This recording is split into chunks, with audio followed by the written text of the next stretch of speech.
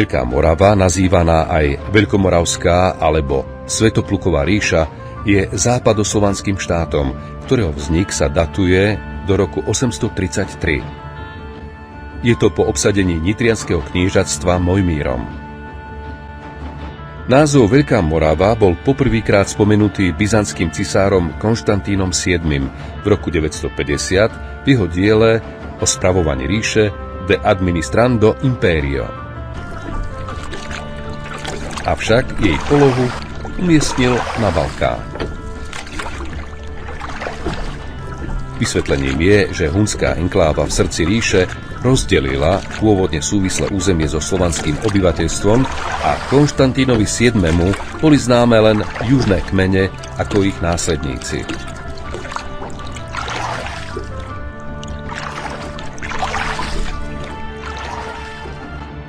Od roku 846 je v poradí druhým veľkomoravským kniežaťom Rastislav či Rastic, pochádzajúci z dynastie Mojmírovcov.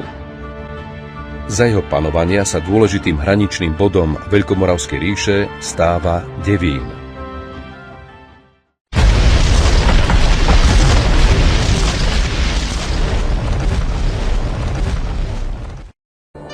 Práve tu, na strmom skalnatom brale, prebudovaním niekdajšej rímskej pevnosti, vzniká mohutné hradisko, tvoriace nárazníkový štít proti expanzii Franskej ríše.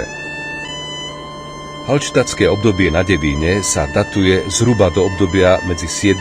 a 6. storočím pred Kristom. Archeologický výskum potvrdil na celej ploche hradného areálu existenciu výšinej osady tzv. Kalenderberskej kultúry. Ide o kultúru železnej doby v Dolnom Rakúsku, Burgenlande, juhozápadnom Slovensku a severozápadnom Maďarsku. V tom čase obyvatelia osady žili v zemniciach alebo polozemniciach s hlinenou podlahou a stenami vypletanými prútím. V 4. storočí sa Devín stal dôležitou súčasťou hraníc Rímskej ríše na rieke Dunaj. Od roku 855 knieža Rastislav vedie takmer nepretržite vojnu za zachovanie vazalskej nezávislosti Veľkej Moravy od východofranskej ríše. Z tohto obdobia sa zachovala aj písomná zmienka o veľkomoravskom hradisku Devín. Hradisko sa spomína vo Fúdskych análoch opisujúcich udalosti z roku 864, keď sa franský kráľ Ľudovít II. Nemec vybral na vojenskú výpravu proti Rastislavovi, sídliacom v tom čase práve na Devíne.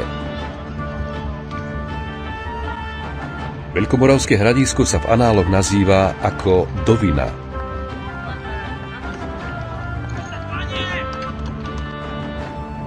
Obliehanie Devína sa skončilo dohodou medzi Rastislavom a Ľudovítom II. Nemcom. Frankovia síce nedobili obranné hradby, ale ani Rastislav nemal kam utiecť pred franskými vojskami a tak prisľúbil vernosť franskému kráľovi. To však v ďalšom období porušil.